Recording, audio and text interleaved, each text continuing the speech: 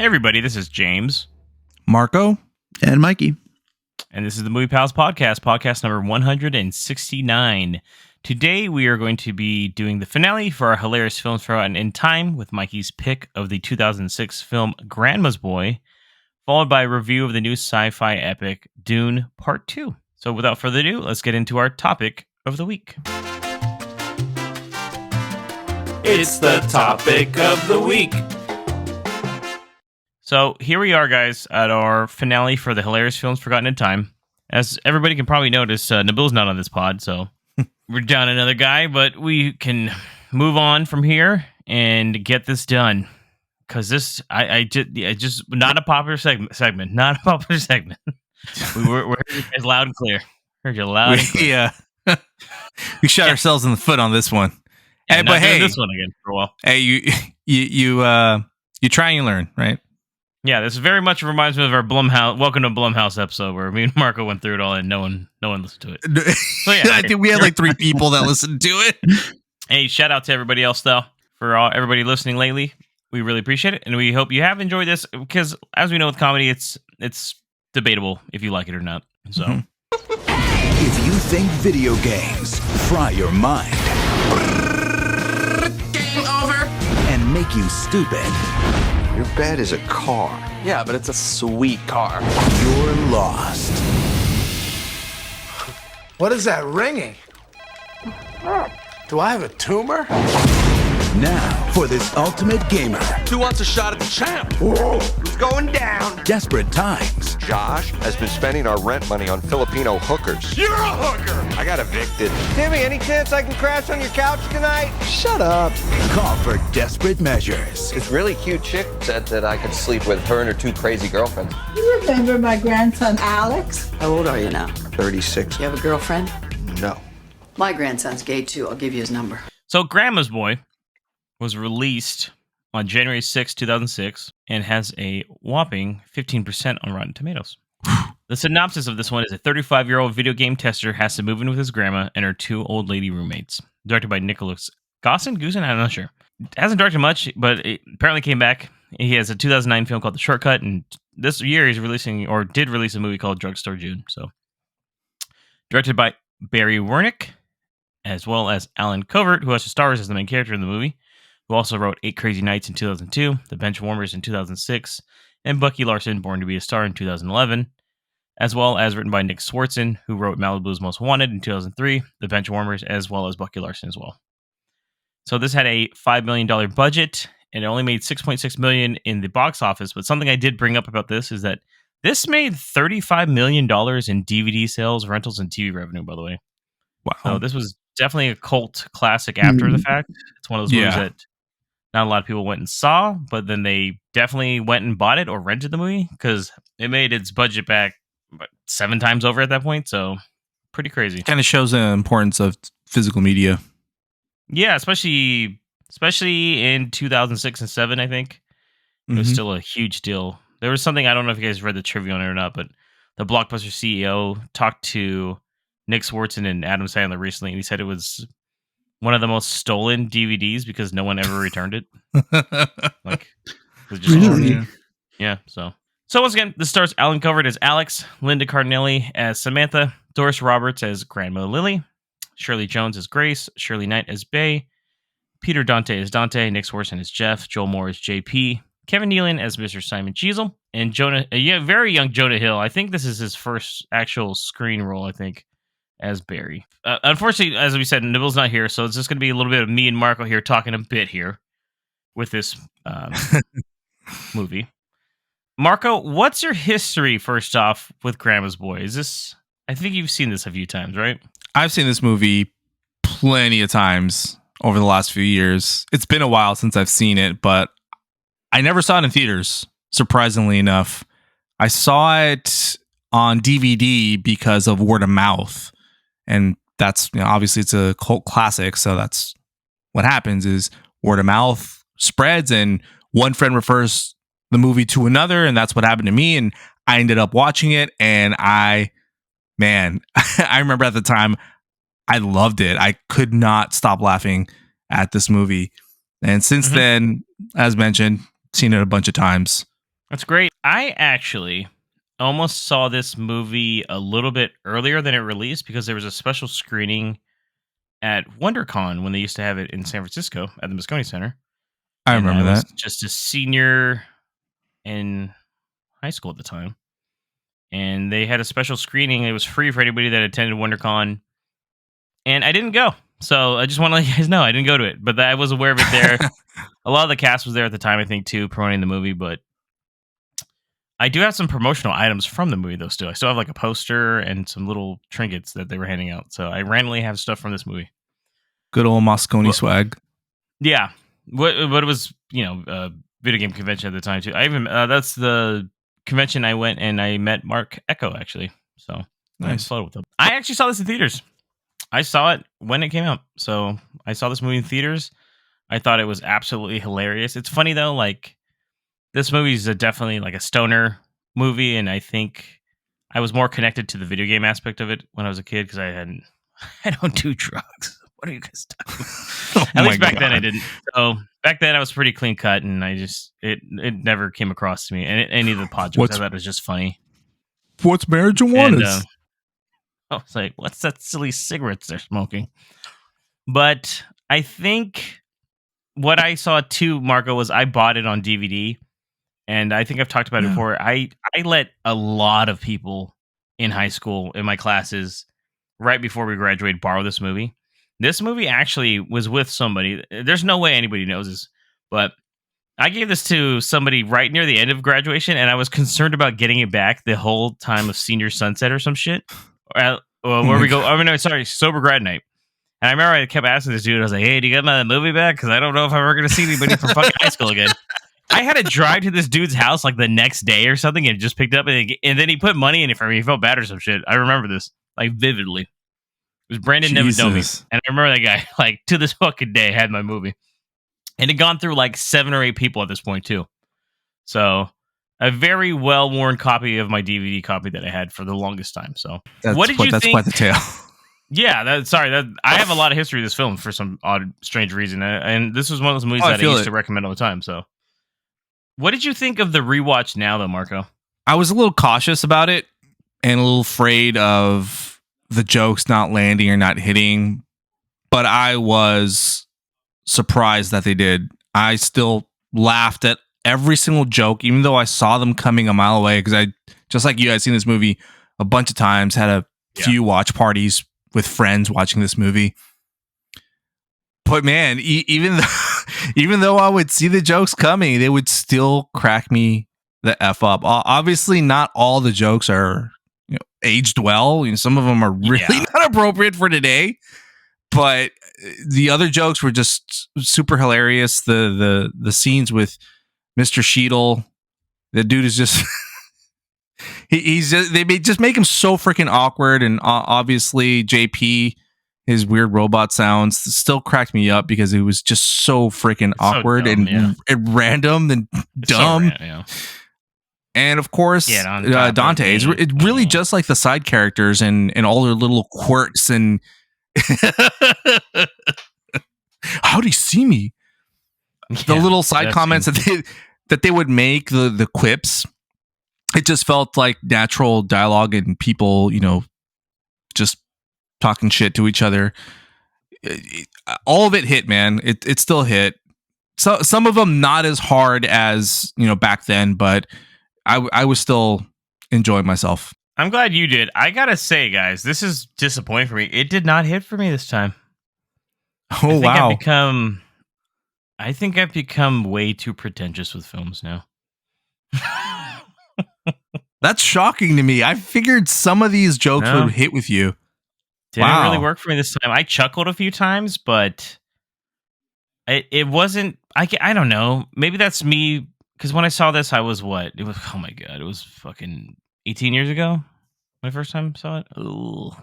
Jeez. I was 17 years old, 18 years old when I was watching. No, 17. I was 17 when I first saw it. So, and I think since then, I guess maybe my comedy for the things is like it's either got to be really, really like out there, I guess. But I think it's really dated. If I can be a little critical of it, it reeks of that mid 2000s.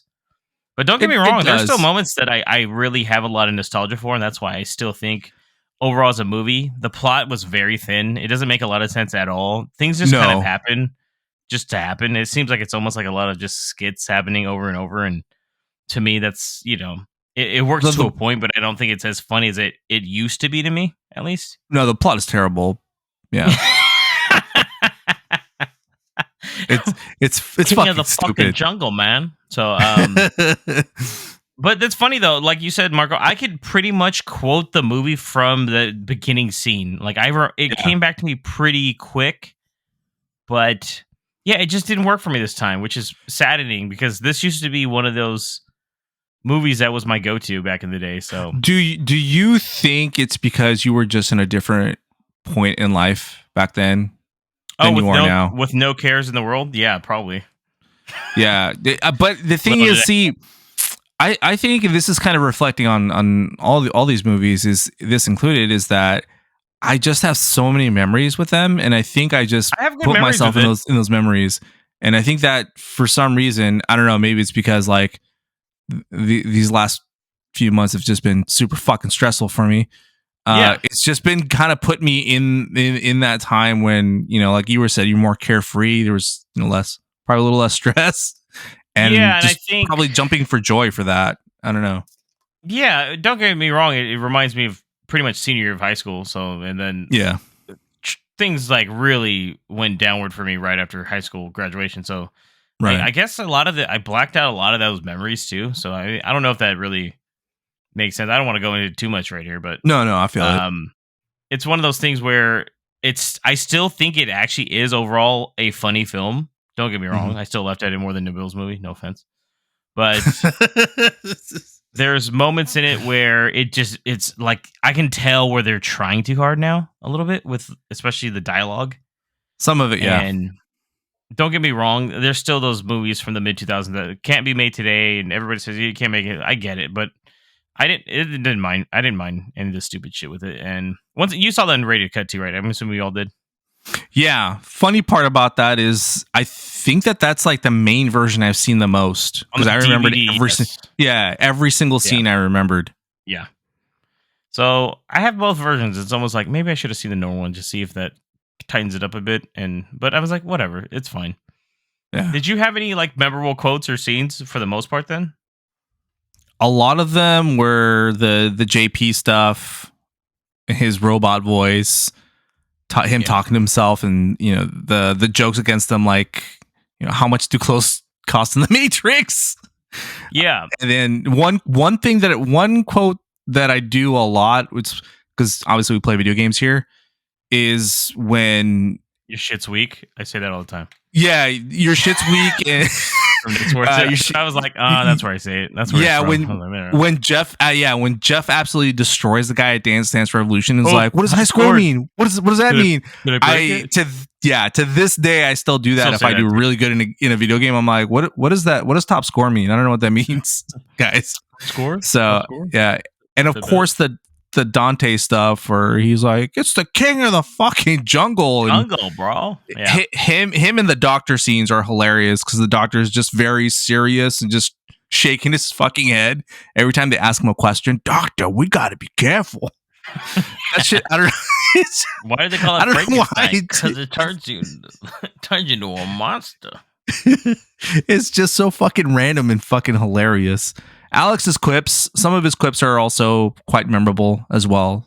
So I noticed more than this one that I forgot that this was really Alan Covert's only really leading role, and it kind of shows why he didn't get any other roles after this outside of Adam Sandler movies. I'm like, oh, it's because he's not a very good actor. That stuck out to me a lot more in this one. He's basically just being himself in this, basically. And then I think Linda Cardellini, it's just kind of there. It doesn't really, nothing affects her, even learning about all this stuff. And she's just like, she kind of just rolls with it. It doesn't make a lot of sense. I'm like, okay, but once again, it's a really dumb movie. And I get that. She's almost supposed to be like the perspective of the audience that just roll with the punches. And it's like, I know, but then she becomes just one of the dudes near the end. And then they add like a romance plot. Like, I guess. Yeah, it's true. Yeah. So too fucking random. We do want to get Mikey in here to tell us about this, but I do want to let you guys know about Nabil, what he actually said. He did send me some things about this. He said that he had. I'm not going to quote it word for word because I think that's weird whenever we do that. Nabil actually left him a ransom note. Yeah, but he's like, drop off that DVD copy. I was like, what? He actually said, the movie's plot is thinner than he remembered. Not as many jokes. And then while he did find that there are very, like a lot of memorable lines, he didn't find it as funny, but he did chuckle a few times. And for overall, he thought Dante was the funniest character in the movie to him. So with that being said, let's get into our star rating on the funny scale. Marco, what do you give Grandma's Boy?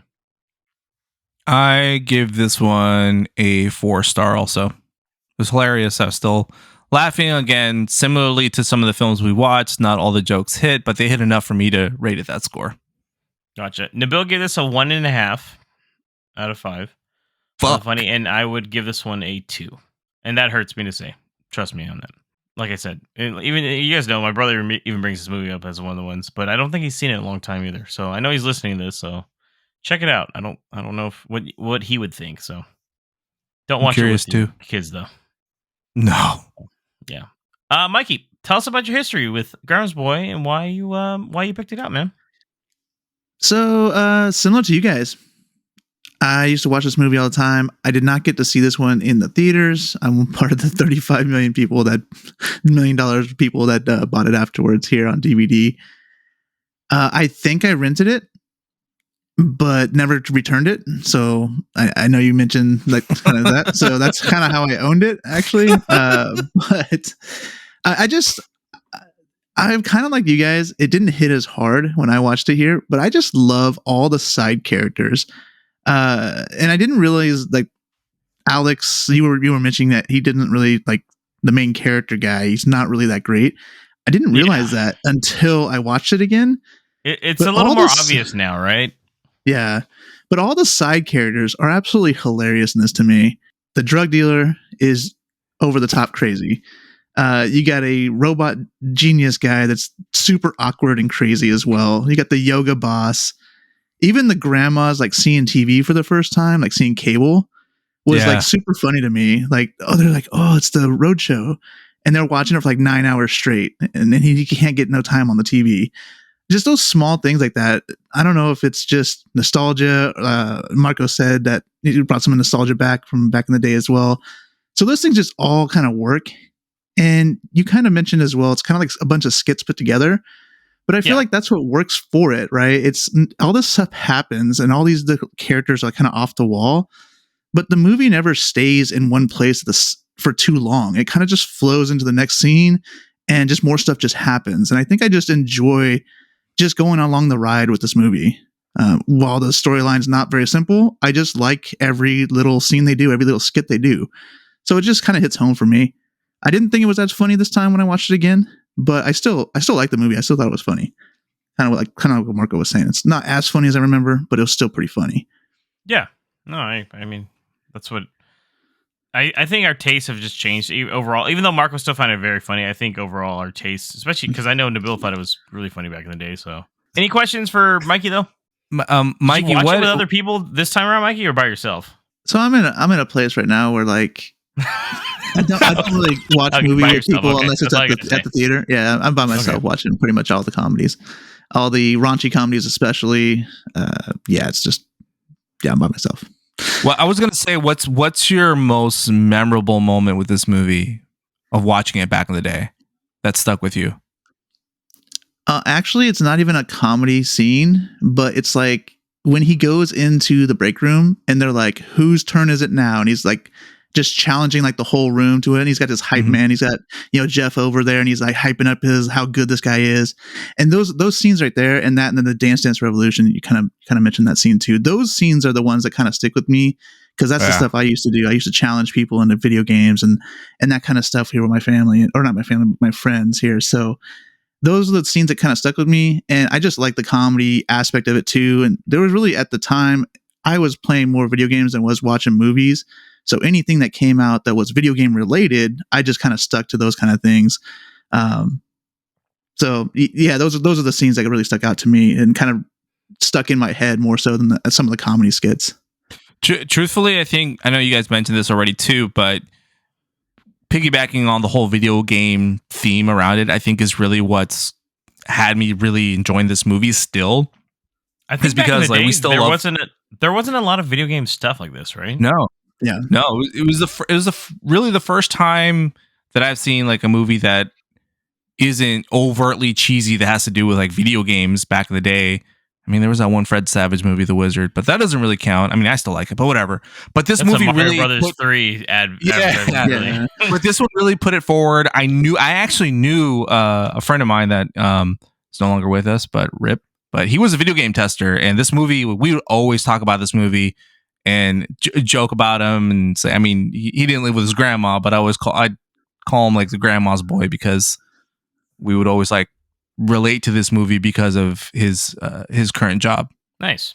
And I'm sure, this doesn't depict the honest truth of how a video game tester does their job, but I didn't care, right? No, not at all. It's something that you're just going to take at face value, and it just was a reference to something I loved, video games. So sounds good. With that being said, then let's move on. But actually, even before we move on, that is the end of our hilarious films forgotten in time. Thank you, Mikey, for your pick. Regardless of what we thought about it, it was still nice to rewatch it after all these years. I think it's been close to probably, it came out 18 years ago. I probably haven't seen it since probably like 2009 maybe. So yeah, it's been a while for me too. For all the films two of the films we picked, I had never seen before. So even though, some of these films may not have hit the way I wanted them to or the way we wanted them to, I still enjoyed watching something new for myself, at least. Yeah, definitely. The only one I didn't see was Nabil's one. Stay tuned. Stay tuned? Is that it? I've already forgotten the name. Sorry. Sorry. But yeah, outside of that, it was nice to go back and probably the first time I've seen this outside of the theater in HD, truthfully. So, because we were used to that DVD quality back in the day. It was okay. After you watch it, you're like, seems fine to me. So, yeah, it was still overall a fun experience, I think. But, we'll never do comedies again. So that's fine. Thanks, everybody. It's just not a popular theme, I guess. Okay, we'll just do horror films like everybody seems to like. Kidding. All right, let's move on now to our main review of Dune Part 2. It's okay. I'm here. It's been a while since you've had one of those nightmares. Tell me, what was it about? It's only fragments. Nothing's clear. You've been fighting the Harkonnens for decades. Look! My family's been fighting them for centuries. Your blood comes from dukes, then great houses. Here, we're equal. What we do for the benefit of all. Well, I'd very much like to be equal to you. Maybe I'll show you the way. All right, so Dune Part 2 has a 93% of Rotten Tomatoes. This is a sequel to the 2021 film Dune. And the synopsis is Paul Atreides unites with Chani and the Fremen while seeking revenge against the conspirators who destroyed his family. Directed by Denis Villeneuve, who also directed Prisoners in 2011, Sicario in 2015, Arrival in 2016, and Blade Runner 2049 in 2017. Also written by Denis Villeneuve, who wrote Maelstrom in 2000, as well as Dune in 2021. As well, it's also written by John Spates, who did The Darkest Hour in 2011, Prometheus in 2012, Doctor Strange in 2016, as well as Passengers in 2016, as well as The Mummy in 2017. Released on March 1st, 2024, with a budget of $190 million. This stars as quite the cast here. Timothy Chalamet as Paul Atreides, Zendaya as Shani, Rebecca Ferguson as Lady Jessica, Josh Brolin as Gurney Halleck, Austin Butler as Fade Rotha Harkonnen, Florence Pugh as Princess Irulan, Dave Bautista as Glossu Robin Harkonnen, Lee Seydoux as Lady Margot Fenring, Christopher Walken as Shaddam IV, the Emperor, Stellan Skarsgård as Baron Vladimir Harkonnen, Charlie Rampling as Gaius, Helen Mohiam, Javier Bardem as Stilgar, and Anya Taylor-Joy as Aaliyah Atreides. All right, guys. What were your thoughts on Dune Part 2? What worked for you? What surprised you? Go for it, Marco. The whole thing worked for me, man. Truthfully, I really loved this movie a lot. I saw it 3 fucking times. God damn it! You saw this movie 3 times? Yep, I saw it 3 times. Really? Yeah. I'm starting to see why the Oscar list is not getting knocked out. Okay. But hey, quite a few people wanted to see this movie with me, and I was like, well, I got to see it with the boys first. And then, we did see it, by the way, everyone. We saw the early fan screening on the 25th of February, I want to say. Yeah, that sounds right. Yeah. The Sunday before. All right, hold that thought then, Marco. Mikey, what about you? What are your thoughts on this film? Yeah, I kind of agree. This movie works in most ways. There are a few things that I didn't really like. I don't want to say I didn't like them. So there are a few things that I think they could have done better on. But overall, this movie is one of the best sci-fi films I think they put together in a while. So it's really good. Everything kind of works. Storyline's good. Cinematography's great. Like, I think everything about this movie is really done well. Definitely. I actually liked it a lot too. I was a big fan of the first one. I actually have a kind of a soft spot for the original. The original film adaptation of the book, I guess, is what you would say, right? Yeah, same. So I even have a little small, like a soft spot for that one in a way. So this movie is really good. I think it does a lot of good things really well with just getting into what worked for me personally. I thought it was really well done with the overall story. I think it does really well with certain aspects of kind of what they're trying to go with what the film is really about, kind of like the themes and symbolisms that we'll talk about shortly after this. I thought cinematography was great. It's really solid. Like I said in the original 2021 film, I think this is probably Denis Villeneuve's most approachable film franchise, I think, out of all of them, if that makes sense for most people to see. I think it's been his most popular as well, and it really does show. I thought it was well acted too. So, Marco, what did work for you then? You said what worked for you. What anything surprised you with the film? I think what surprised me to a point was just how general audiences really accepted the film. There's been all these memes. There's been obviously the whole joke about the promotional popcorn bucket, which helped kind of draw more light to the movie in a funny way. But I mean, to the point that they made a whole SNL skit about it. I don't really watch. Yeah. I was like, I don't think he's got popcorn in there. He's got a lot of butter on it, but actually, I don't think that's butter. Yeah, I think that was probably the most surprising thing because it's not a simple story to follow. It's very right, and it's very complicated too. So many moving pieces in it. It's a more complicated. I mean, this story helped inspire George Lucas and Star Wars, and it's a much more like complicated version of that, like really detailed and drawn out. So for it to garnish all that support from audiences, I think was the most surprising thing in a very good way. But like Mikey, also felt like there were some things that could have been a little bit better. I nitpick stuff, but overall, overall the way they handled the themes in this movie also was just, oh man, chef's kiss, man. I think Denis Villeneuve did a excellent job with the story and how he handled the characters. What about you, Mikey? Yeah, I mean, I kind of echo a lot of stuff here. When you think about like how complex the storyline is overall, I mean, you got to put it up to like Game of Thrones level of like how much stuff is going on in this world. And it really just is kind of astounding how the world is so huge and he still makes it approachable. And maybe you don't get to see this whole scope of this thing, but when you think about like what he's displayed you, there's just a lot of things that you afterwards can go in there and just like, wow, I didn't even think about, like, this is a whole nother planet that we haven't even seen that much of. There's a whole like people, there's all these like mystical powers and stuff that are being used, and you don't know too much about that stuff. But for this particular story, you don't need information from those things. It still fits in the world. It still like is beautiful in some places and stuff.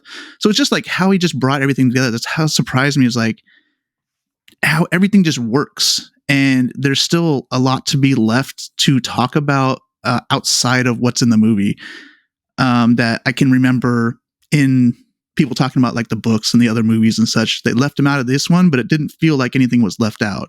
Mm-hmm. So I would say I think it helps that it has a really all-star cast. That helps out a lot with things like this. It's a very big scale film as well. And the promo, like Mark was talking about, I think the promotional things on this, they did a really good job of getting everyone in. I think the delay helped them, because I don't think it still would have probably done really well even without the actors promoting the film, but I think it helped that they were able to push it out because of the actor strike and kind of let them promote it out too. I think that helped out a lot. So one thing I will say though is that I know, Mikey, you're not a fan of movies that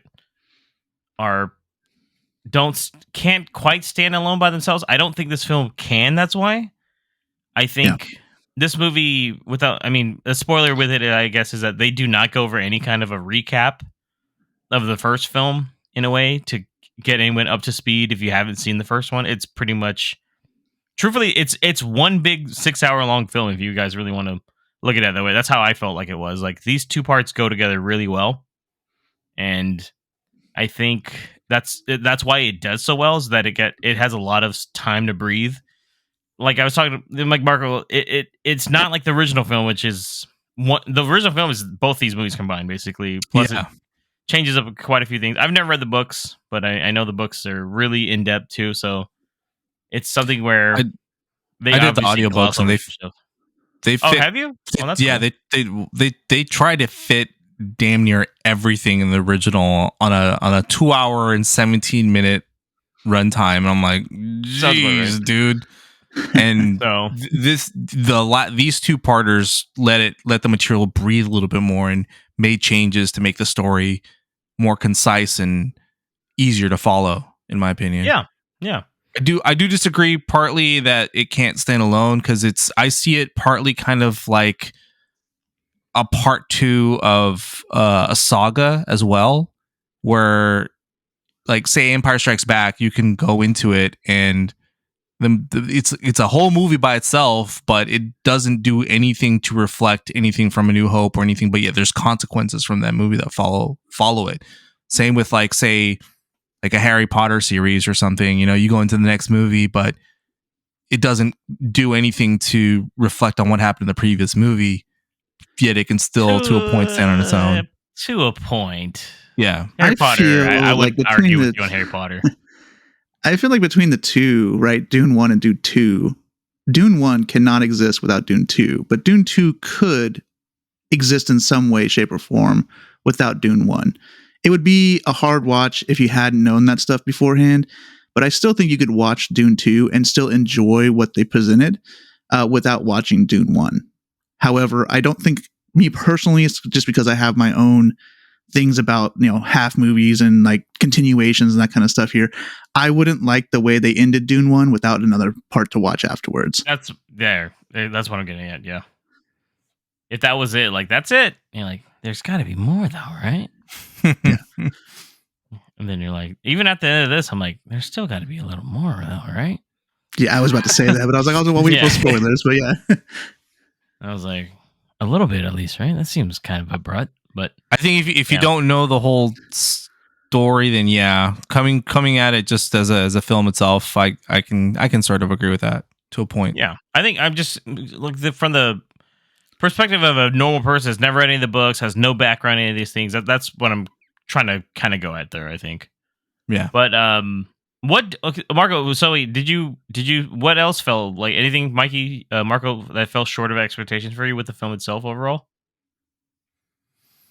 For me, go ahead. Oh no, go ahead, Mikey. Go ahead. I was going to say, for me, really the only aspect of it that I didn't really care for as much was the timing of everything. There are like a huge middle portion of it, which is like 6 months ish. You can tell by other things that are happening in the world, but I feel like it's way fast to do everything they did in 6 months. And then there are some characters that they kind of flip a switch a little bit, where you can kind of see the progression throughout the movie, but it's something that happens very fast. Where I feel like they could have kind of expanded on it a little bit more, let it breathe a little bit. So those are the only things I really like fell short of my expectations. But I mean, like Marco was saying, I'm really nitpicking on small things. Yeah, it works the way they presented it. It's just those kind of things could have been expanded a little bit more, and I would have liked it that much more. For me, there are some temptations sprinkled throughout the movie that I felt could have possibly been emphasized a little bit more. I hate to compare this movie to other movies. I hate to do that all the time, but say when Anakin is being tempted by the dark side, you see his temptation, you see like that he's struggling with that, and I wish that they would have done just a little bit more of that with some of the characters in their temptation. I agree. To darker materials. I felt like kind of echoing a little bit what Mikey said, but Marco, does it seem like a few more times, even though it's like a longer film, even Nabil loves to note that his actual thing that he didn't like was that he kind of wanted more character development, which sounds funny to say in a movie that's 6 hours long, but I kind of agree with him for certain characters. We didn't get enough, and I don't feel like I knew enough of the characters well enough. Even by the end, like Paul's arc is pretty well defined, but even by then, I kind of wanted him to struggle just a little more. Does that make sense? Yeah, that's basically what I was saying. Okay, yeah. Because there's a point in this film where from like the climax, it kind of escalates pretty quick the last 30, 40 minutes of the film. Yeah. Right. And I wanted him to, because the beginning of the film is a little bit slower in this one of how it kind of is explaining him learning about the Fremen and such. But like, I get it. You have to do that. You have the love story with Johnny. But then there's a point where it kind of just flips the script on it. And it's like, okay, I guess, and it's one of those things where I don't know if the next one might explore that a bit more, but I know there's kind of a time jump with it, but I don't know. That is something I could agree with Nabil on. My only interpretation of that is even though I disagree with the way he did it, I can kind of see why, and I could probably say it more in spoilers because I'm probably not going to spoil more of the story, but it has to do with how Paul's portrayed from the beginning of the movie versus the end. That's all I'm going to say for that right now. Yeah, I can see that. It is still very different. So yeah, let's get into like the themes and symbolism. I want to talk about a lot of themes explored in the film. There's themes about power. There's themes about destiny, ecological conservation with the Fremen, and how do you guys think that kind of resonated with you guys personally? Did you guys enjoy the themes and symbolism? I think this is a movie it's a very smart sci-fi, if that makes sense. Yeah, I mean, I think one thing to kind of talk about is that it goes along with faith a lot. Like the South Fremen are like super like almost religious about like these prophecies and things that are coming maybe to fruition for them, and then the Northern people are really against it, more like warrior type, where they just say, "Hey, we got to battle stuff." And it's really like kind of echoing what's kind of like now. It's you're either on one side or the other. You're not really like kind of in the middle. And it really kind of shows how faith can be manipulated as well. Like, because they go through and they use people's faith. Like Lady Jessica's kind of spreading rumors, I guess is the best way to put it, to kind of sway people's opinions of how things are going on and everything like that, using her position, her power to influence things that are happening. And that's, a very like a mirror of what's, in the world today, as far as like people that are in power, they use their influence to maybe either do negative things instead of doing positive things. And then that goes around through everybody that's in this movie, really. Anybody that's in power is pretty much being very selfish or trying to get more power even. And Paul is really the only character that kind of is like scared of it. So he doesn't really want the power. Definitely. So there is a little bit of the other side of things. But yeah, I mean, in terms of just like, there's a lot of like just faith-based things in this, and you can see both sides and how they can be used against them and, or for them, depending on what you're looking at and how you're looking at it.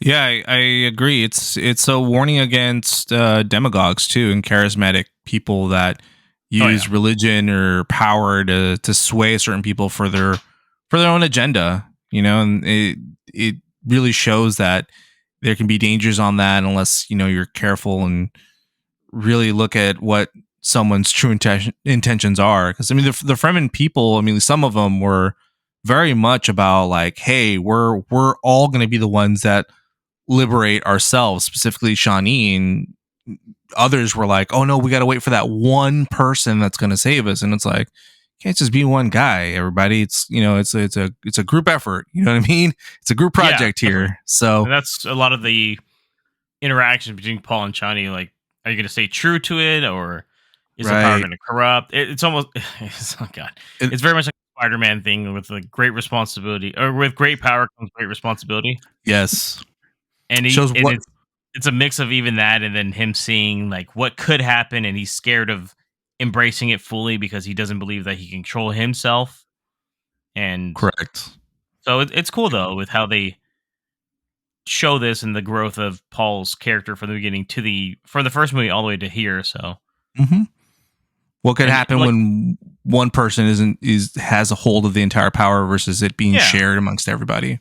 I like how like the Fremen are very one with the desert, and the Harkonnens and even the Atreides themselves are more industrial kind of people, and they're bringing, they're basically like the Empire and just trying to kill the Ewoks and shit, I guess. But it really translates really well with how their view of things is a little bit more archaic compared to the Harkonnens that are using some weird fucking technology on top of that. So they also don't waste specifically water and nutrients and liquids. They like not even like tears, spit, even vomit. There's a scene where Lady Jessica has to vomit because she's pregnant, and Stilgar's telling her, no, don't let it out, don't let it out. And even that, is that what he was saying? I could not understand half of the things. I was like, I need Marco to translate for me. He's like, I come and show him, man. You're like, it's okay. She's like, you can't tell from his accent. I said, I thought he was just Hispanic. But someone else from the south, man. Yeah, other side of the water. There's a lot of good themes in this one. It's like I said, it's a smart sci-fi, which makes sense. What did you guys overall? With that being said, world building, mythology. There's a lot of cool world building they do in here. We see a lot more. We finally see the Emperor, played by Christopher Walken, who I don't think has done a movie in a long time. By the way, I cannot recall the last Christopher Walken film I've seen. But you see a little bit of that, and you're seeing some things through Princess Irulan from Florence Pugh's character, and with how they are working with the Harkonnens, and they wanted to kill off the Atreides, and I thought it was cool, man. Like like Mikey said, actually, that we don't learn every little single detail, which is fine. We don't need it all written out for us and everything explained. But it was kind of cool just to kind of just jump right into the middle of it all and just see what's going on. And certain people have abilities that are cool. I still don't actually think I fully understand that whole voice thing with Paul and why he has this. I still was like, okay. I was like, all right, I guess he's got powers. Real quick, that's the thing, though. It's like, go ahead. The Bene Gesserit, they've discovered that there is like some scientific proof of like some charisma where people can convince you like to do something. It's something that like con artists have and stuff. It's just this thing. So they've evolved and bred themselves to turn that and evolve that into an actual like power, and right? So it's basically the Jedi. That's I don't know, I keep comparing to that, but it's the easiest way. Mystical people, I guess. There's just no resisting it if it's too strong. Like if they tell you, go do this, you'll go do it, and it's like you don't even realize you're being controlled and stuff, which is crazy. And spice or whatever that blue juice that they drink can amplify it and make you like even stronger than it. But it also shows, like what I was saying beforehand too, is like, yeah, you don't know where all these things are coming from, but you don't really need to know it. Like it's just cool that it's there. So you're just okay. They have powers. Okay. I agree. Yeah. I like how they really, with as far as the world building goes, they focus mainly just on the main characters in the movie. Like there's no need to expand too far. Like you have Arrakis, which is where the Fremen home, and then they show Gady Prime. We finally get to see it, where the Harkonnens are from, and then the Emperor's planet, And really, that's really like all the expansion you really need to kind of simplify and say these are the three main worlds we're dealing with right now. Because I know in the book they include a whole bunch of other like guilds and other houses involved and stuff, and it can really like over convolute a whole storyline. So I'm glad they really just simplified the expansion of this world to like hone us in on these main characters. Makes sense. What did you guys think of the visual effects and production design? Yeah, I mean, Marco just mentioned Getty Prime, which is the Harkonnen's place, and I really liked. Cool. Yeah, they use IR cameras. They use infrared cameras for that, so it literally took all the colors out of everything, and it just made the characters just look so different and so crazy. And I just liked the way that whole piece they did in that whole world. It just was really cool to me, and it's not something I expected. It's just a little different than what you did. So it made them look alien, but they are not. I mean, they're still humanoid and everything like that. But it really did make them look different than they were when they were on Arrakis. So it's just a whole nother piece of the pie, but just really visually way different than everything else we've seen so far in the same movie. So I like that. They have that black sun there, and it's almost like a black and white sequence. The worms for me was pretty freaking awesome. Of course, I just showing the worm writing and everything. I'm like, God damn, this looks fucking epic. The really scene cool. where, and this is like an expanded scene that they released on YouTube also, so it's not really a spoiler, but when Paul is learning to ride the worm and he finally like has his like his stability on it, it's a point of view shot and you see like the front of the worm like crash up against like a dune, and it's so super chaotic. Epic. It's cool. Yeah, it's just so beautiful.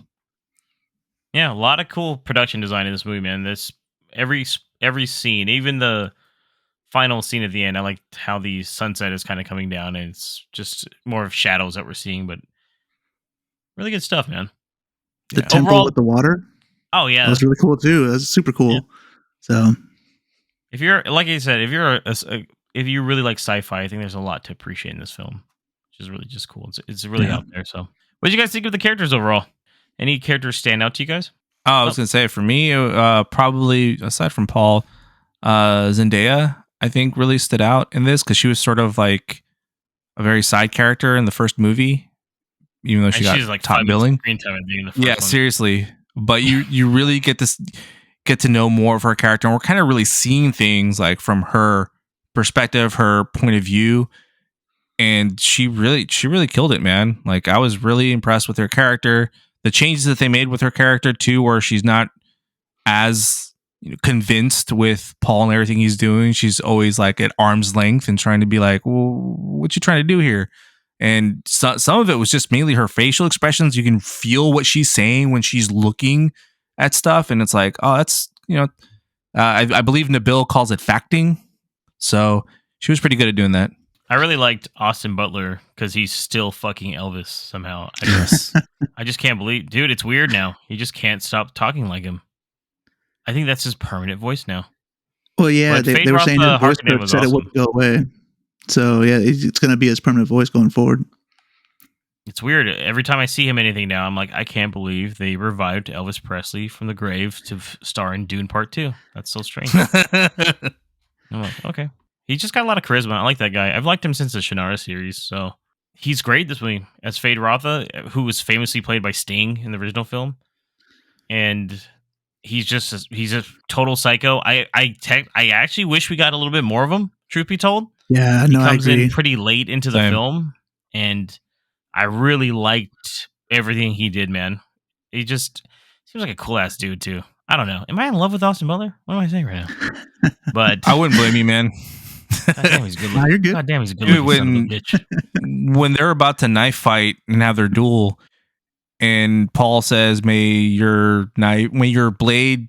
I don't know exactly what he says. He has a saying, "May your blade something," and then chip, and then he says it mockingly to him. I was like, "Damn."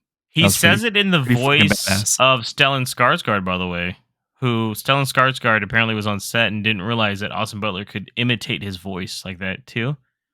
Yeah, which is just that was pretty fucking epic. I was like, oh, that's pretty cool, man. He's cool. He got the black like teeth and shit at one point, and ooh. Yeah, I like every scene he's in is a scene stealer. Once again, am I in love with this guy? I just to kind of jump on a little bit what Marco mentioned about Chani or Zendaya. I feel like her character was really needed because in the first film we lost Oscar Isaac, and he was really like the opposite point of view for Paul. Like he was the one that was like, "Hey, just be yourself."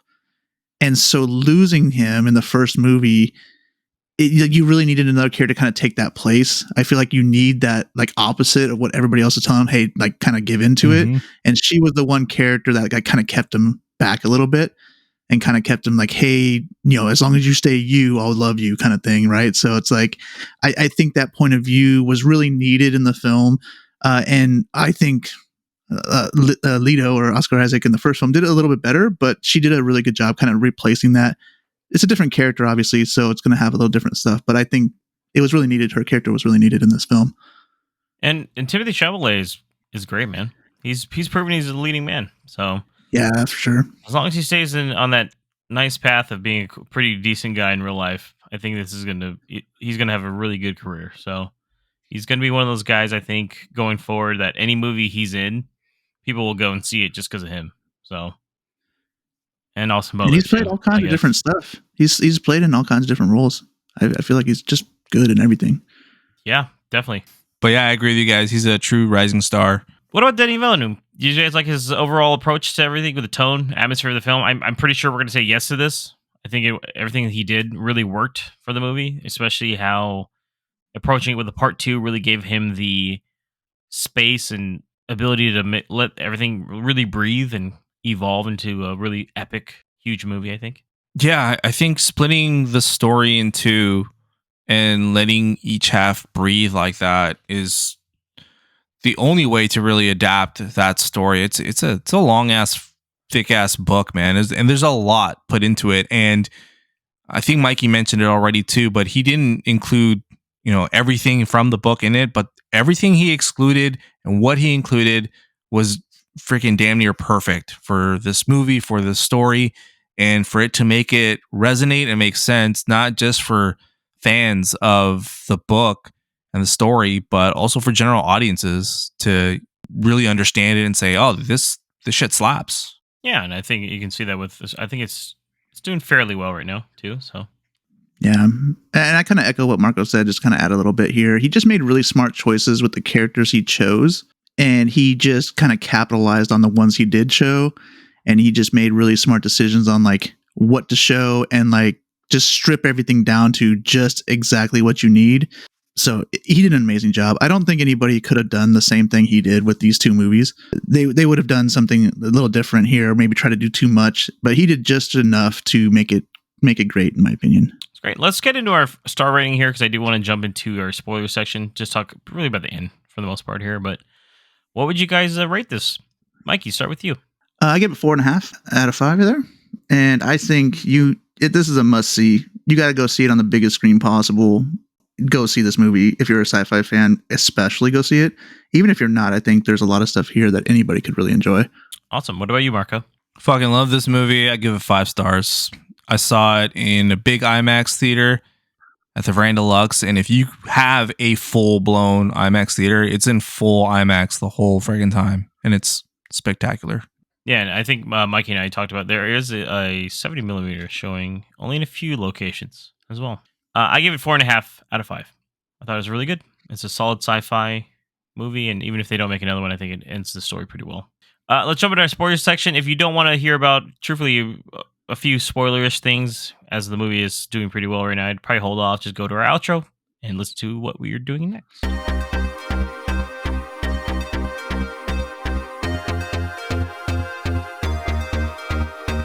So, spoilers spot. I just do want, I guess mostly what I'm looking for is the end here. Overall, what did you guys think? Paul and Fade Rotha fight. What did you guys think of that fight? I guess that's one of the first things I'll start with. It was amazing. Yeah, you kind of mentioned that the sunset in the battle. It just looked fantastic. The choreography was good. You kind of see a little bit of like some of the prophecy you saw beforehand as well. So it kind of tied a little bit of what you kind of saw in some of his visions and stuff in there too. Marco already mentioned kind of like they were talking beforehand, and you get some of Fade, it being Fade basically.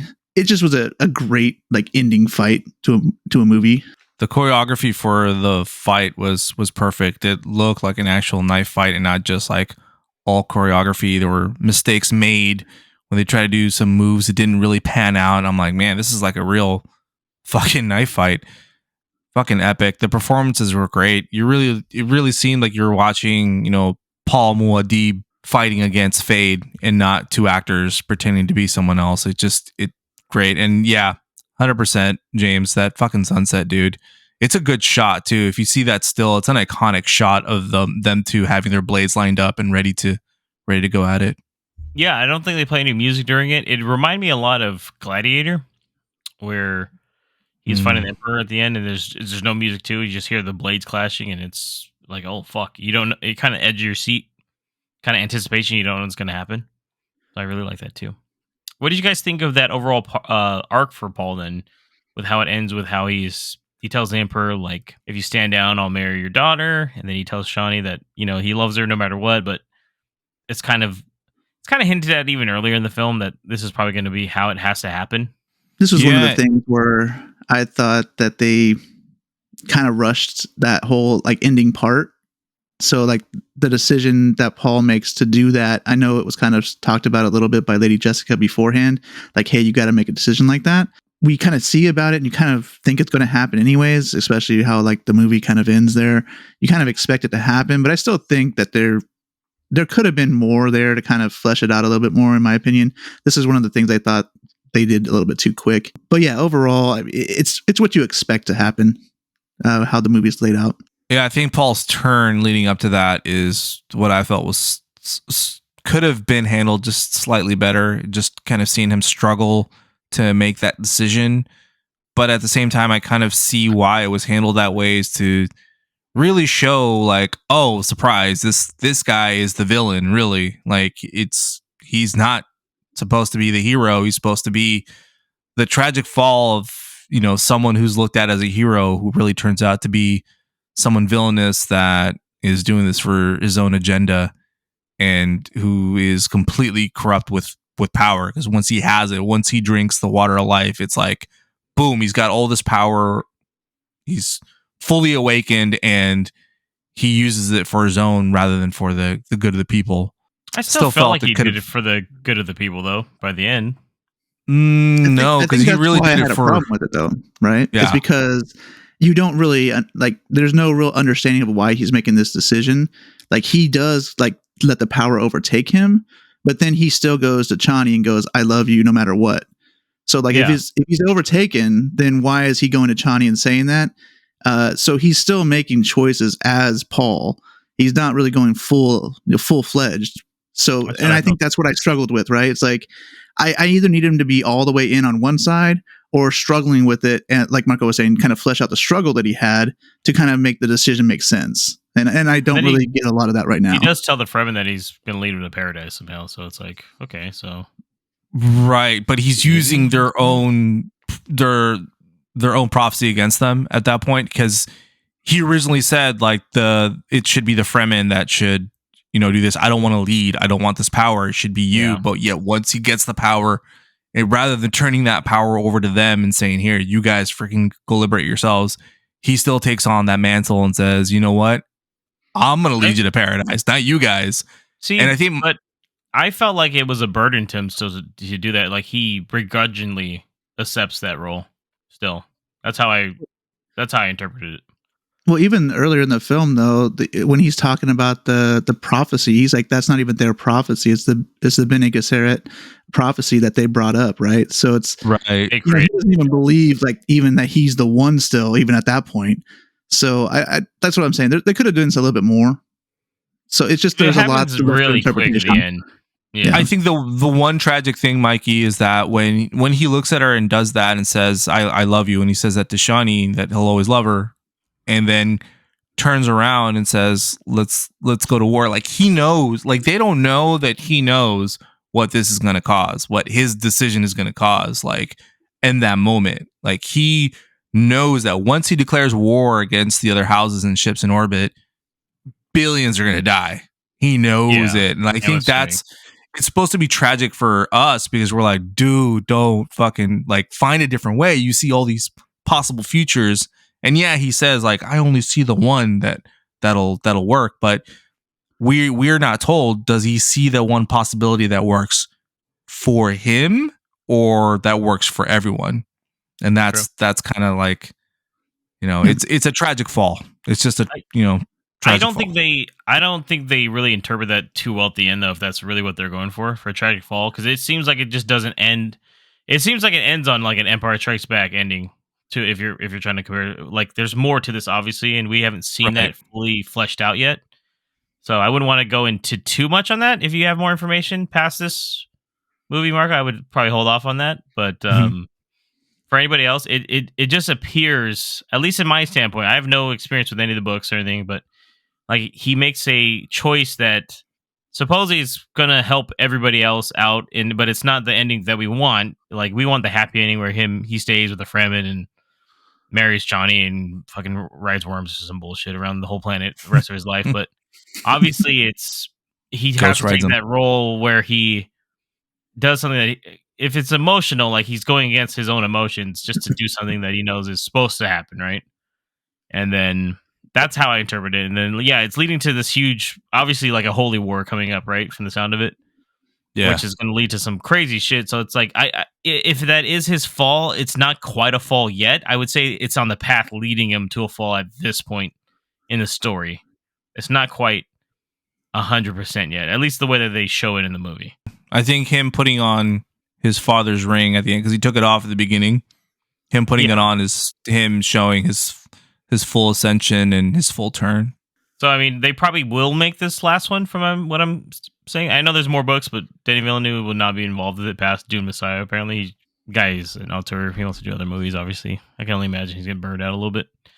But he wants to do one between the next one, too, right? Another movie between. He's already worked. Yeah, he's already on a pre-production on another one already. So, this was filmed a while ago. He wants to expand on the Bene Gesserit, I think, more on them and kind of fully explain more of their sisterhood. Oh no, Mike is talking. He's doing a different movie. He's not doing a Dune movie right now.